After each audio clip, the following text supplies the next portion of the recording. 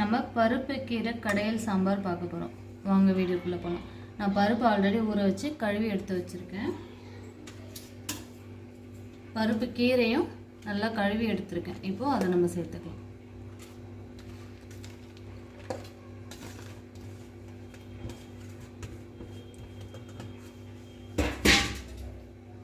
சேர்த்துட்டு கீரையும் பருப்பு முங்குற அளவுக்கு நம்ம தண்ணி ஊற்றினா போதும். பாருங்க, இந்த அளவுக்கு நம்ம தண்ணி ஊற்றிருக்கோம். இப்போ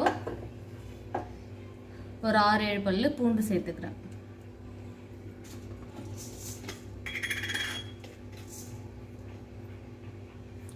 கால் டேபிள் ஸ்பூன் அளவுக்கு சீரகம்,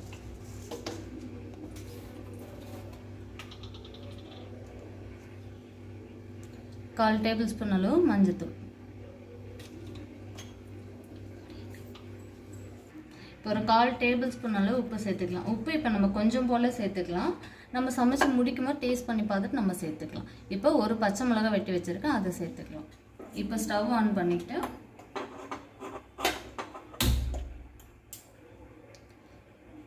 ஸ்டவ் ஆன் பண்ணிக்கலாம். நம்ம இப்போ மூடி போட்டு மூடி 2 விசில் வெட்டுக்கலாம். கீரையும் பருப்பு எல்லாமே நமக்கு சேர்ந்து நல்லா வெந்து வந்துடும். 2 விசில் வர வரைக்கும் வெயிட் பண்ணணும். பாருங்கள், இப்போ 2 விசில் விட்டு நம்ம இறக்கியாச்சு. இப்போ யார் இருக்கான்னு பார்த்துட்டு நம்ம திறந்துக்கலாம். பாருங்கள், நல்லா வெந்து வந்திருக்கு. இப்போ நம்ம ஒரு மத்து வச்சு கொஞ்சம் போல் கடைஞ்சி எடுத்துக்கலாம்.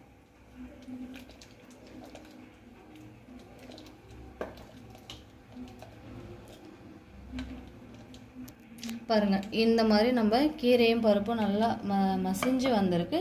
இந்த அளவுக்கு நம்ம கடைஞ்சி எடுத்துக்கலாம். பாருங்கள், பருப்பு நல்லா வெந்து வந்திருக்கு, ஃபுல்லாக மசிச்சாச்சு. இப்போ நம்ம தாளிச்சிக்கலாம். பாருங்கள், இப்போ நம்ம ஒரு கடாயை வச்சுக்கிட்டோம். தாளிப்புக்காக எண்ணெய் சேர்த்துக்கலாம். நான் ஒரு 2 ஸ்பூன் அளவுக்கு எண்ணெய் சேர்த்துக்கிறேன்.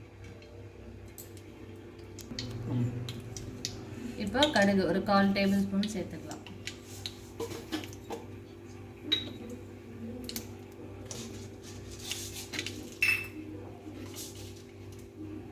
உளுந்தம் பருப்பு 1/4 டேபிள் ஸ்பூன்.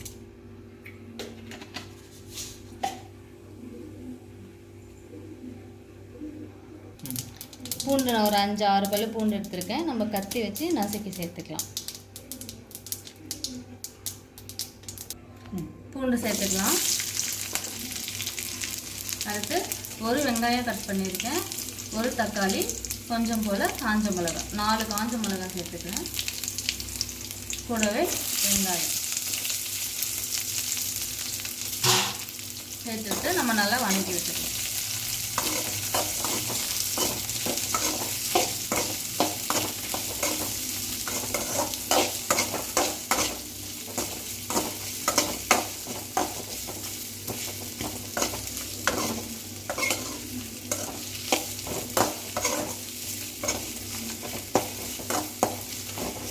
நல்லா வதங்கி வரட்டும்.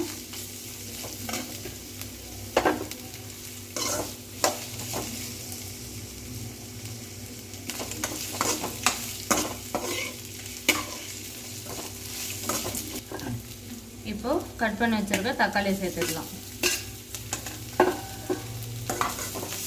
சேர்த்து நல்லா வதங்கணும், நல்லா கிண்டி விடணும்.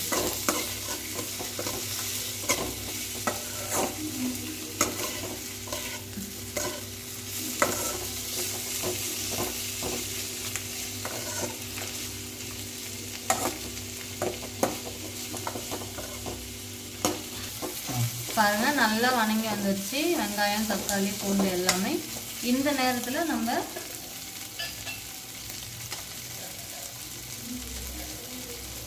ஒரு ஸ்பூன் அளவுக்கு சாம்பார் தூள் சேர்த்துக்கலாம். சேர்த்துட்டு நல்லா கிண்டி விடுங்க. மசாலா நல்லா மிக்ஸ் ஆகிற அளவுக்கு கிண்டி விடுங்க. இது சேர்க்கும் போதே உங்களுக்கு மணமாக இருக்கும். பாருங்கள், அவ்வளோதான். இப்போ நம்ம கடைஞ்சி வச்சிருக்கிற பருப்பு கடையல் சாம்பார் சேர்த்துக்கலாம் உள்ள.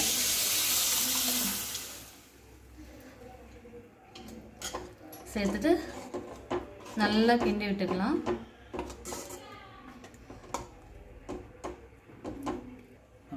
நல்லா கிண்டி விட்டுட்டு 2 கொதி வர வரைக்கும் வெயிட் பண்ணிவிட்டு நம்ம ஆஃப் பண்ணிக்கலாம். பாருங்கள், இப்போ நல்லா 2 கொதி நல்லா கொதிச்சு வந்துடுச்சு. இப்போ பாருங்கள், கீரை, வெங்காயம், நம்ம போட்ட வெங்காயம், தக்காளி எல்லாமே நல்லா வெந்து மணமாக ஒரு சூப்பரான டேஸ்ட்டில் நமக்கு வந்திருக்கு. பாருங்கள், இப்போ நம்ம உப்பு டேஸ்ட் பண்ணி பார்க்கலாம்.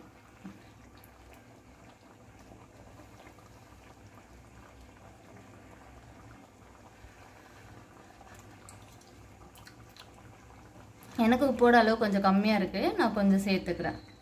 இது மாதிரி நீங்களும் செஞ்சு பார்த்துட்டு கமெண்ட் பண்ணுங்கள்.